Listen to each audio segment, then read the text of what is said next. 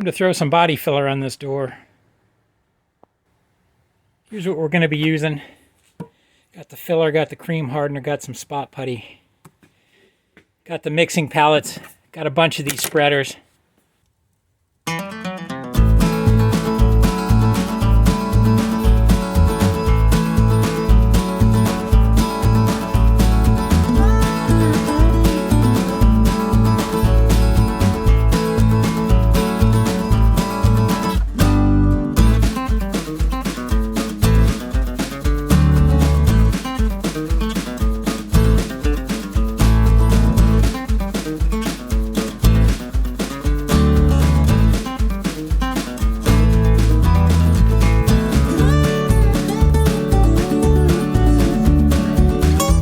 Apologize, folks. I thought I had the camera running. I didn't have the camera running. So that's the first coat, initial rough coat of body filler.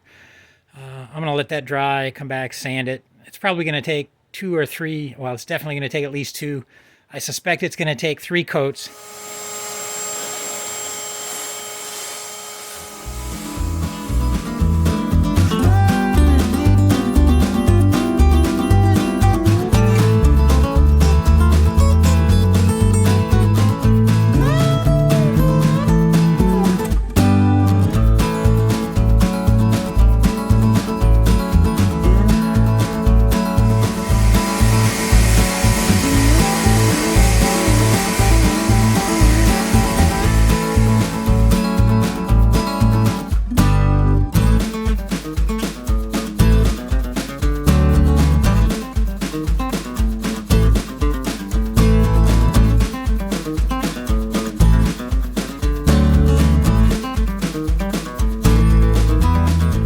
Oy, that was a lot of sanding.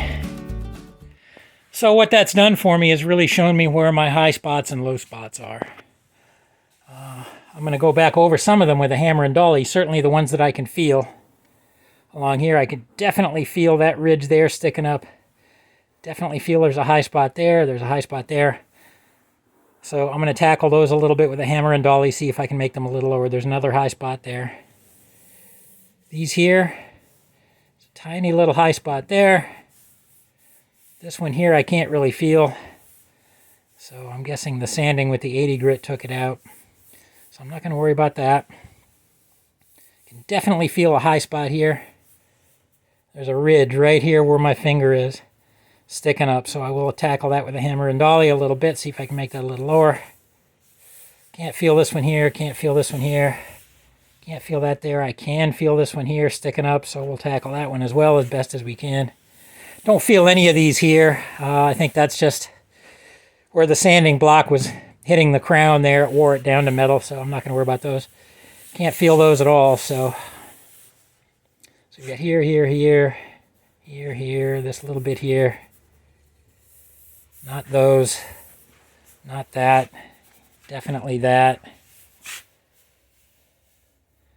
Couple of little high spots really right here and right here. I'll tap those a little bit, get them to go down a little lower. All along here you can see where the green's a little bit darker. That's one big low spot, so one more coat of filler should take care of that. Low spot here, a little bit of a low spot here.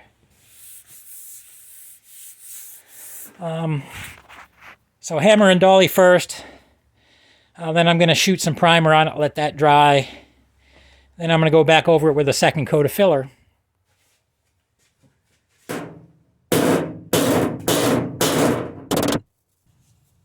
Using the hammer with the edge on it so that I can concentrate that force on the ridge that's sticking up, the high spot.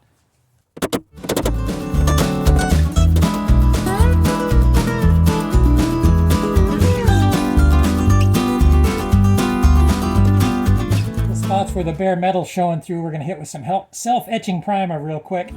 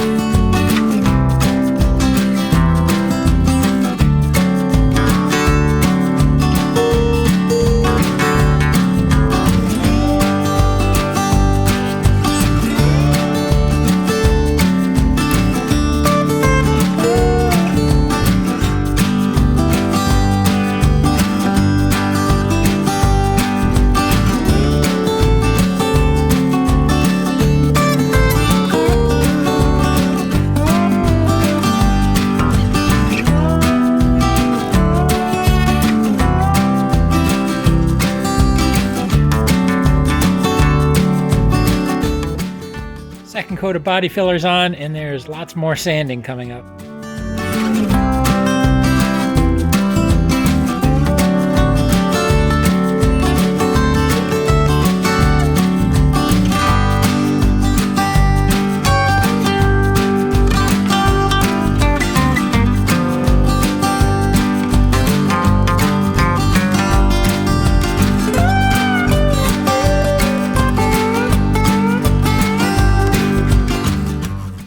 Alright, there's round 2 of the sanding completed. Once again, I'm facing some high spots, not nearly as many as last time. For the most part, this bit in here is nice and smooth. I don't feel a whole lot of high spots or low spots, well, really any at all except for this one here. So I might tap that down just a little bit, put a little more filler on that, third coat of filler, and then that should be completely smooth there. No high spots or low spots.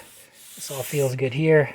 Definitely still have a high spot here I'm going to have to contend with, so I'll put a dolly under it right here and try to tap it down, bring this part up and bring this part down just a little bit more. This looks like it would be a horrible high spot, but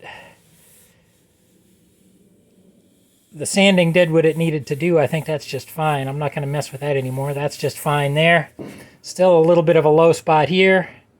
We'll bring that up with just a tiny little bit more filler to make it flush with the surrounding area here. By and large, it all feels pretty darn good up and down. All of this here is finished and ready for primer, so tiny little high spot there. So we've got this here, that's fine. This spot here, these are all fine. All of this is good to go now. Up here, still a little bit of a high spot right here where my finger is, but it's minuscule. And frankly, it's going to be under the trim that goes here, so I'm probably done messing with that.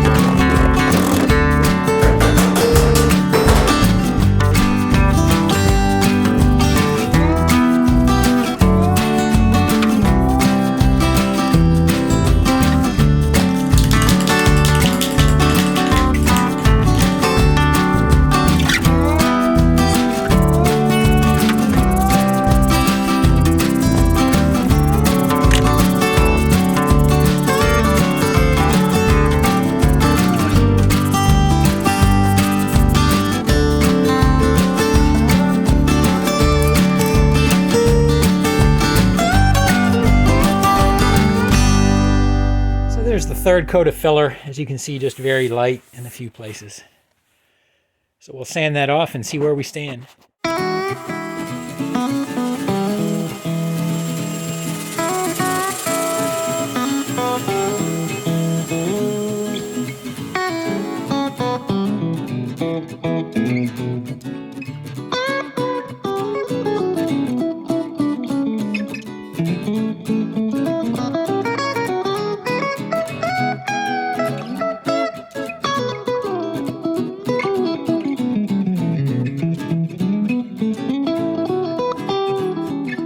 The third coat of body filler sanded, and it's coming out pretty nice. It's very uniform top to bottom.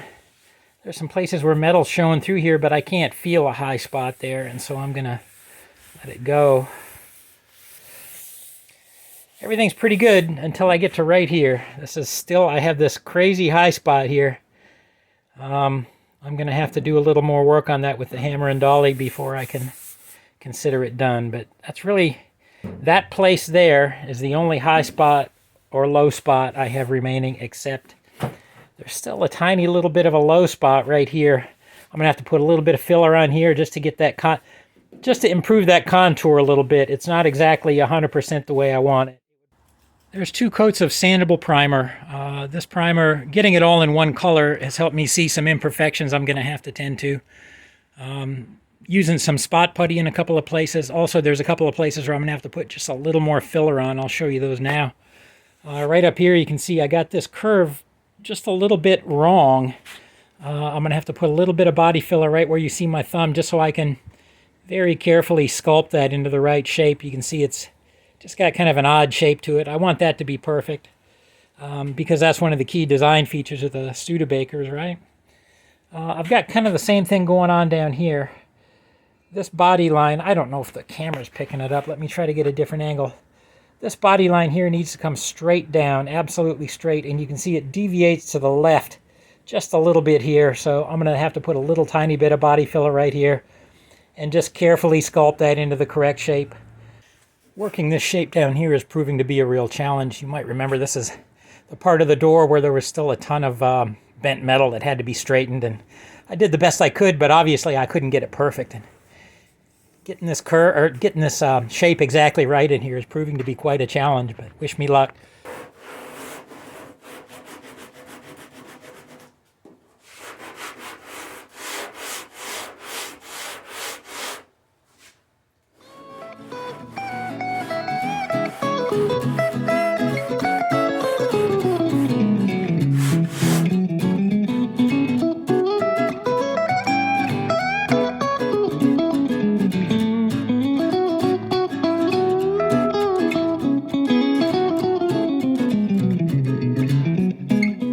Once in a while I'll go over and look at the other door, the door that didn't have all this damage on it, just to make sure I'm getting the shape right on this.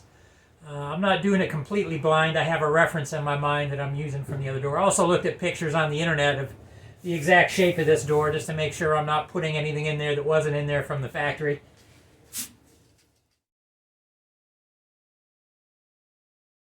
The bodywork on this door is finally done. Right now it's shaped and sanded in 220 grit. We started off with 80 grit. I did finally get this detail, this shape exactly like it needs to be down here. I'm really pleased with that. The shape up here is just the way it needs to be. Boy, that took a lot of work though. I'm glad to have that behind me. So what I've got left is to sand it down in 400 grit, clean it up real good, go over it with a tack rag a couple of times, and then we'll start to shoot some paint on it.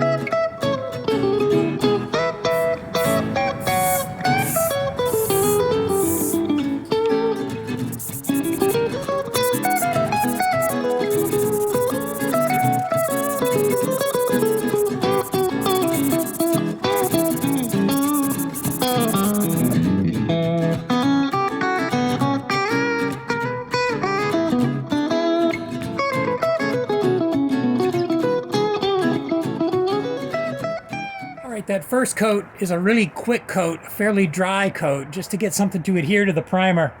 I'm going to let that cure up. I'm going to go over it with some 400 grit sandpaper. Then we're going to put on second and third heavier, wetter coats. Well, lesson learned here. Don't skip steps. Specifically, don't skip the guide coat. I started getting really cocky and a little overconfident in the quality of my bodywork. And so I figured I could skip the guide coat. Well, unfortunately, my first coat of paint ended up essentially being a guide coat, because what it did was point out and highlight sort of all the imperfections, some excessive low spots and high spots and other imperfections that I wasn't going to be able to live with in the final paint job. So I've since fixed those. We've got it back in 400 grit and ready to paint again. There's the door with 3 coats of paint on it. This is just a rattle-can paint job, and the paint job really didn't turn out that good. This is a satin paint. I was hoping to leave it a satin finish. I thought that would look kind of cool on it since the car is not really painted or shiny or anything like that. Unfortunately, the paint job itself didn't turn out all that great, so I'm going to have to wet sand it, which is going to make it shiny. Specifically, what I don't like about it is there's some dry overspray you can see in spots there, and there's just a lot of chunks of dirt and stuff in it. I don't know if the camera's picking any of that up, but trust me, it's in there. But that's what you get doing a rattle-can paint job in your garage. But this is something any amateur can do.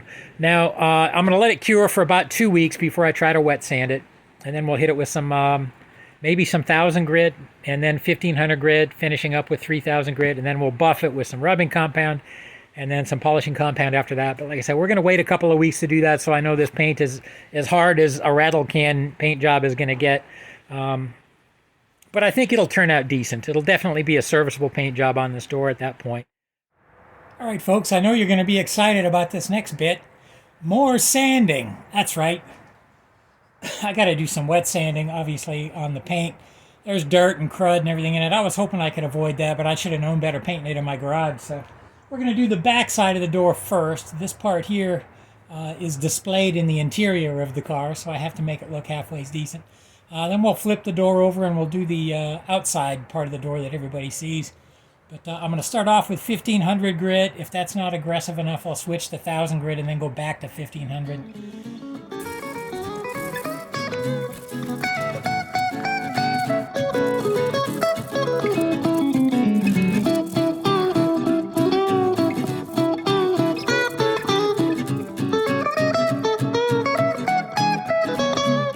Well, so far so good. I haven't sanded through anywhere. That's always important.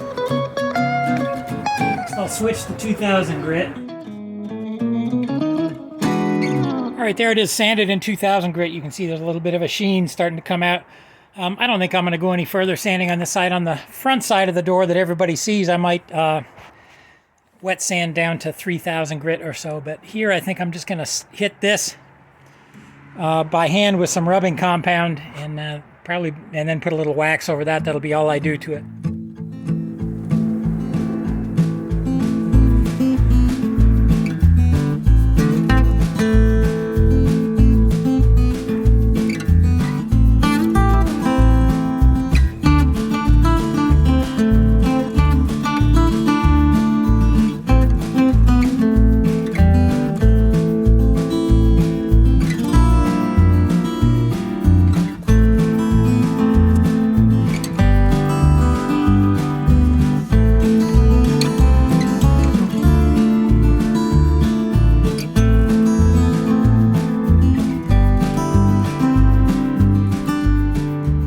That's done. So we did 1,500 grit sandpaper, wet sanded, followed up by 2,000 grit sandpaper.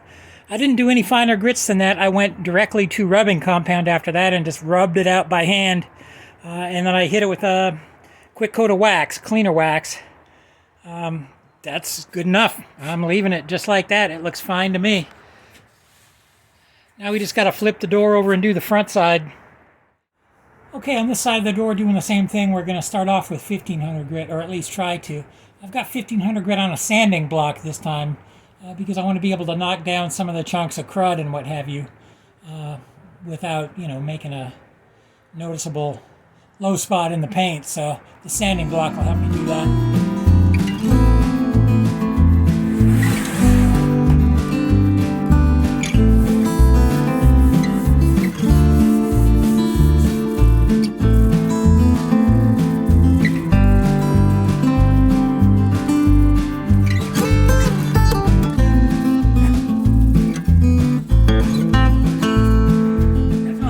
Chunks of crud, so I'm glad that I won't have to go down to 1,000 grit. It's much easier if you start with the highest grit possible as far as getting a scratch-free finish.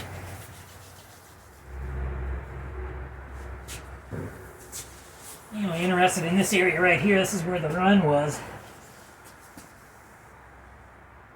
I don't see just the faintest remnant of it, so that'll be completely gone by the time I'm done here. So we're sticking with 1500 grit. I got to finish the door, but we're going to do the rest of it without the sanding block. The sanding block, like I said, was mainly just to get those chunks of crud out of there. And I think I've achieved that.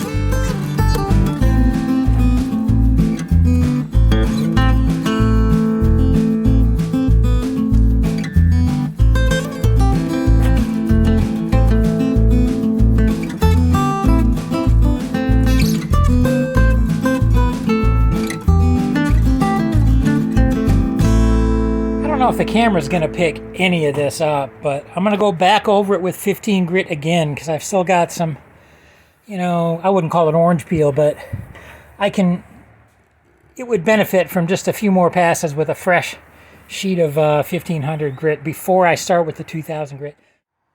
Okay, I ended up doing several more passes with the 1500 grit, 3 of them in total, or 4 of them in total, I'm sorry. I finally got it where I want it. I can move on to the 2000 grit, and that should go a lot faster than this since I did all the heavy lifting with the 1500 grit.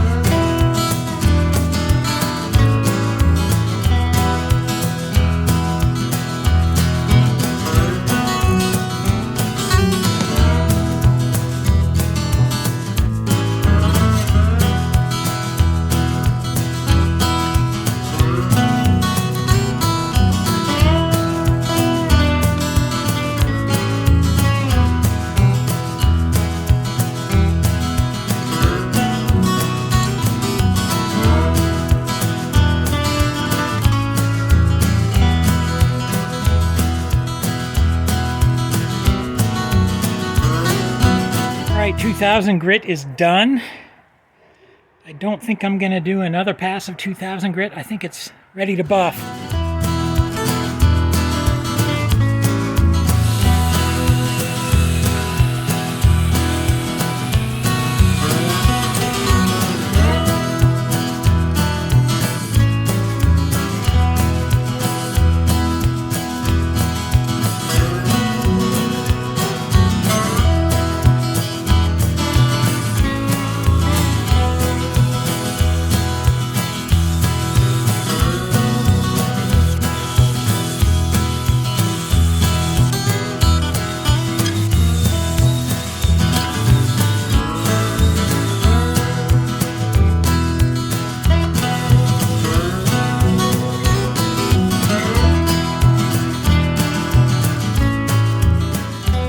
Given it a couple of passes with rubbing compound, and I went back over that with cleaner wax, just did that by hand. I still have to buff this part out a little bit better up here by the door frame. I'll do that another time, but this is good enough for now. I thought I'd give you a quick look at it. I'm pretty pleased with the way it turned out, to be honest with you. It's not all wavy either. Body work actually looks damn nice. For a rattle-can paint job, this doesn't show too bad at all. Makes the rest of the car look a little bit shabby, frankly. But anyhow, I'm real pleased with it. I hope you enjoyed watching.